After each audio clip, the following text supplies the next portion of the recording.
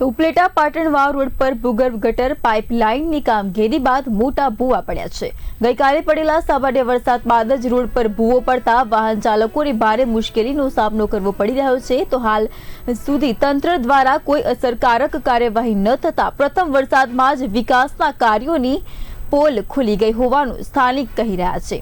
પ્રથમ વરસાદમાં જ વિકાસની પોલ ખુલ્લી પડી ગઈ છે તો પાઇપલાઇન કામની ગુણવત્તા પર પ્રશ્નો ઉઠી રહ્યા છે।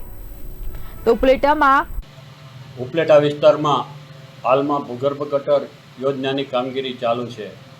આ કામગીરી જ્યારથી શરૂ થઈ ત્યારથી આ કામગીરીમાં ભ્રષ્ટાચાર, અનિયમિતતા અને ગેરરીતિ થતી હોવાની અસંખ્ય ફરિયાદો લોકો દ્વારા અને રાજકીય પક્ષો દ્વારા, સામાજિક આગેવાનો દ્વારા કરવામાં આવી છે। આમ છતાં સરકારના પેટનું પાણી હલતું નથી કે કોઈ પણ વ્યવસ્થિત એન્જિનિયર કે સુપરવાઇઝર કામ ઉપર રહેતા નથી અને જેમને કારણે આ કામગીરી નબળી થઈ છે। થર્ડ પાર્ટી એન્જિનિયરની સરકારે નિમણૂક કરી આ થર્ડ પાર્ટી એન્જિનિયર પણ ક્યાંય જોવા મળતો નથી।